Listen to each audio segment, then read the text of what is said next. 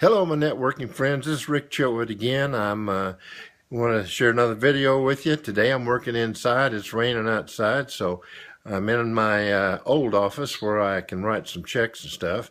Take a glance at my old office there. There's my roll top desk, and I have two telephones. I have got this phone right here, and then I've got this phone right over here. So I can actually talk to two people at once. That's pretty neat, isn't it? Modern technology is amazing. But anyway, today I want to talk about I want to talk about your reason why.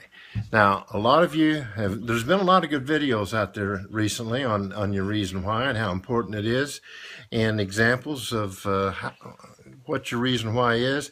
And you've got to have a reason why. If you intend to be successful in this business or anything, you've got to have a reason for getting up in the morning and doing the work.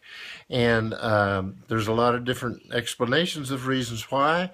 I've heard several people say a reason why needs to be something that would make you cry. Well, that's a real good example. But I want to give you the example that I use when I do my seminars and trainings.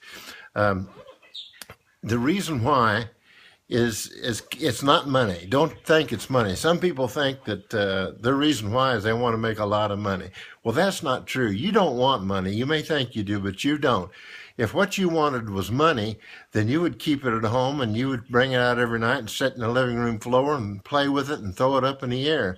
But that's not what you want. You don't want money. You want what what you can buy with your money. So your reason why is not to have a lot of money. Your reason why is the reason why you want to have a lot of money. So let me give you an example. My favorite example that I use in my seminars is, you all know what an I-beam is, I hope. You see it in the major steel constructions and tall buildings.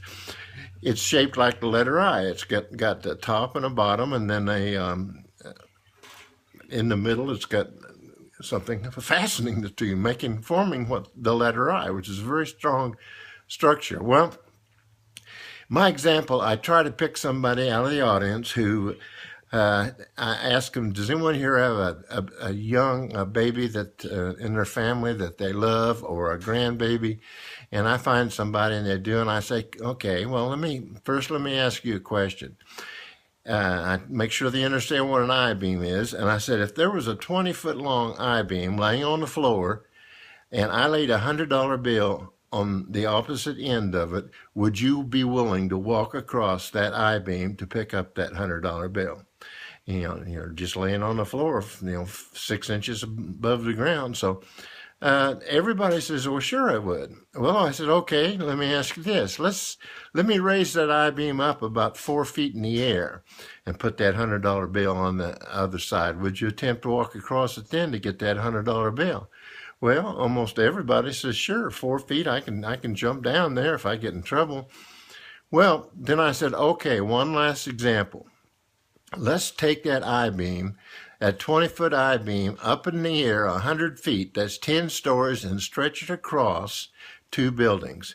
And on one side of that, we've got a $100 bill, and then you're on the other side. Would you walk across that I-beam to pick up that $100 bill?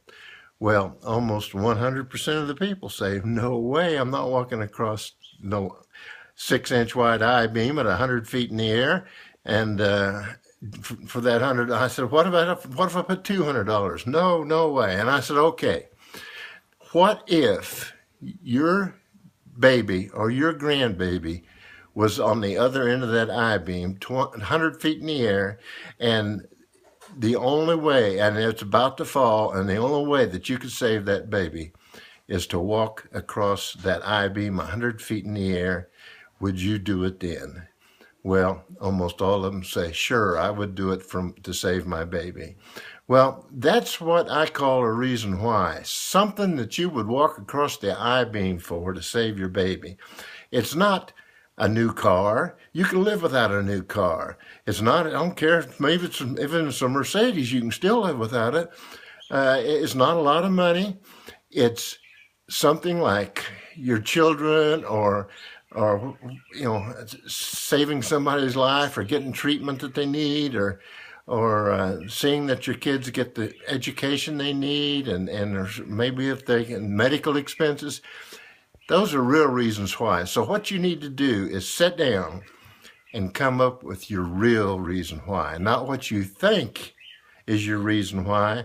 You need a real reason why, or you're going to lay in bed and say, well, I don't feel like getting out of bed today. You're not going to say you don't feel like getting out of bed today. If you've got a baby on the other side of that I-beam, you're going to get out of bed and go for it. Okay, that's all for today, and so hope to see you soon, so y'all come back now, you hear?